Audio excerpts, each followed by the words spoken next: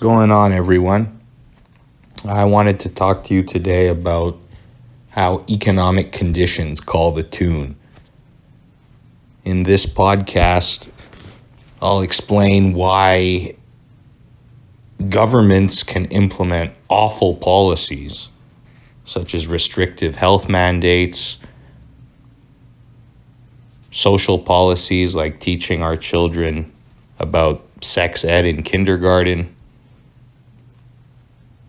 having a bloated and incompetent bureaucracy, refusing to develop our God-given natural resources, so on and so forth, how they can continue to do this and not face significant pushback from the populace. The two biggest threats on the horizon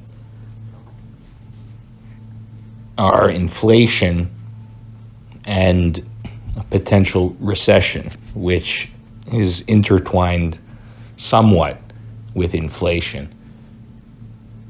Across many Western countries, including Canada, inflation has reached levels that were last seen in the early 1980s, before many of us can even remember.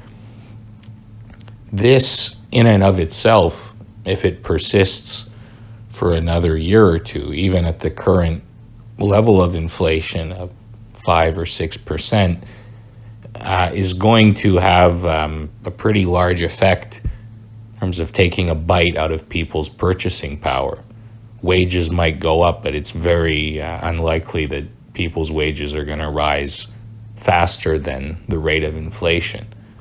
This, in and of itself, can trigger discontent amongst the population, and you can get a greater number of people that are very frustrated and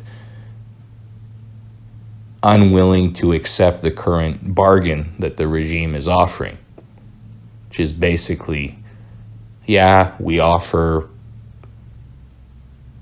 substandard policies, but at least you get enough to feed and take care of your family. When that deal is broken, all bets are off.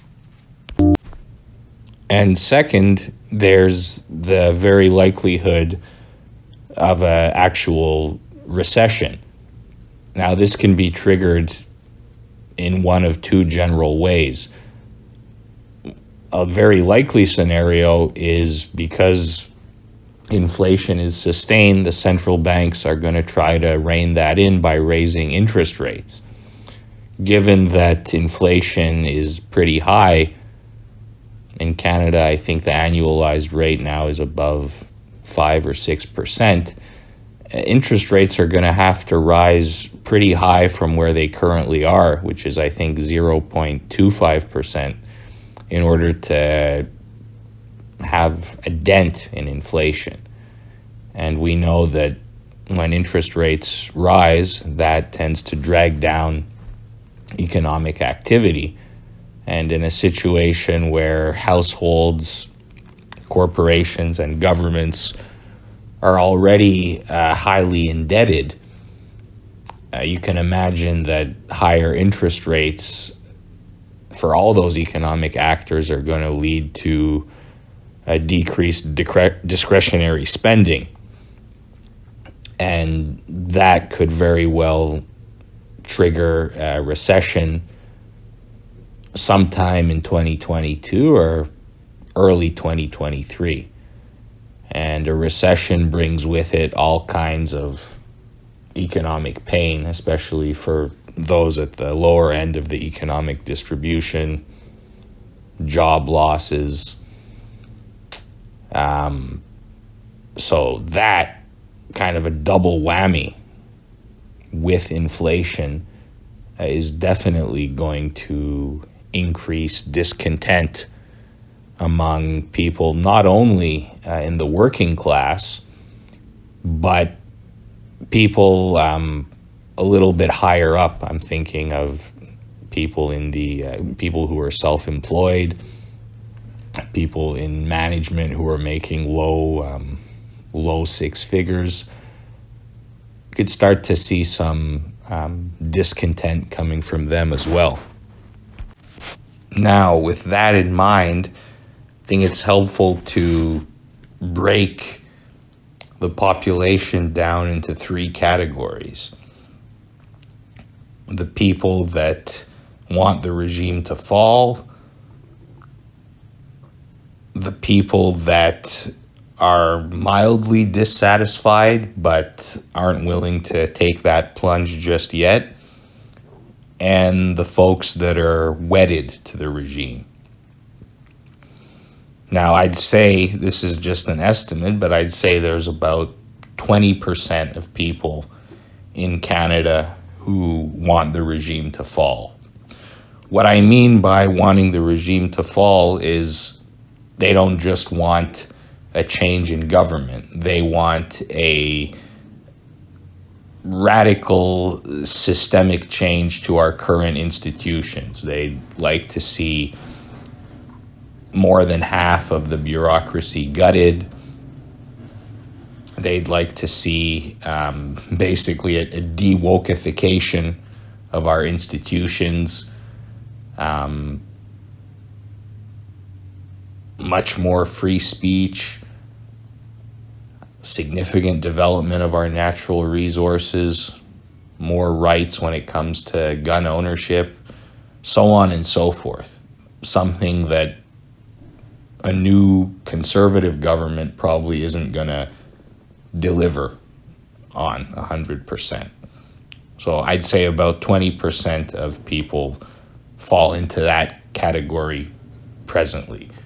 Those are probably most of the folks that voted People's Party, Maverick Party, and maybe about a third of people who voted Conservative, who kind of held their nose and still voted Conservative, who may have been sympathetic to the People's Party, but for strategic reasons, maybe based in their riding, they saw that the Conservatives were competitive and they didn't want to cost the Conservatives a victory by voting People's Party. So there's about 20% of people that fall into that category. On the other end, I'd say there's about 30% of Canadians who are totally wedded to the regime. That is, even if there's a significant economic downturn, even if inflation goes to like 10-15% for a few years, they're going to go down with this ship. I'm talking about people in academia, the NGOs, the people in NGOs, the email caste, the people that work in human resource departments, the people whose livelihoods, even if they don't work directly for the government, but the people whose livelihoods are intertwined with government regulations. A lot of these people work what you could call bullshit jobs. This is a term that was developed by the late anarchist sociologist, a man by the name of David Graeber. He defined a bullshit job by posing the following question. Imagine that the job that you currently work gets made illegal by the government.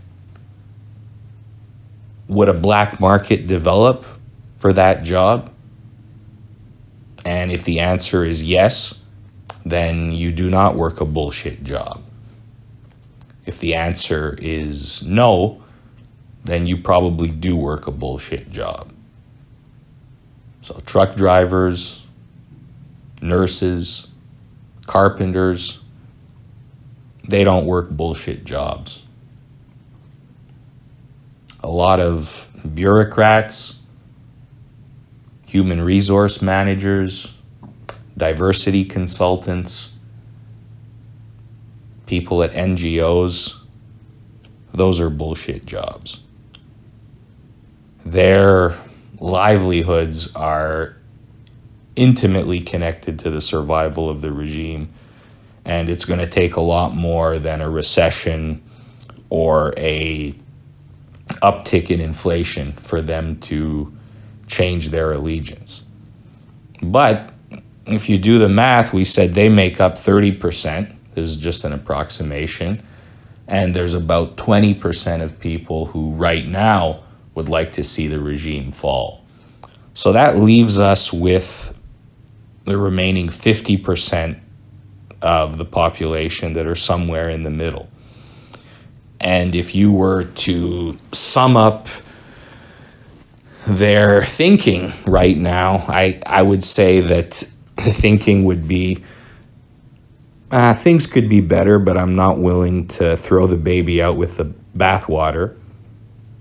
Maybe I'll vote to change the government, but I'm certainly not willing to see the regime fall, quote unquote. As our highly leveraged and phony economy continues to stagnate, expect to see a gradual shift in support from those in the middle towards a more explicitly anti-regime position. A critical mass will eventually be reached where a substantial percentage of individuals will lose faith in the current regime's ability to deliver the goods and keep the lights on. As we've seen with the Freedom Convoy, this need not be most of the population, but it will consist of large segments of those whom the regime and its parasites extract value from. The fate of Canada's economy is tied to that of its southern neighbor. As the Federal Reserve begins to tighten monetary policy and raise interest rates, pay close attention. Things may start moving real fast.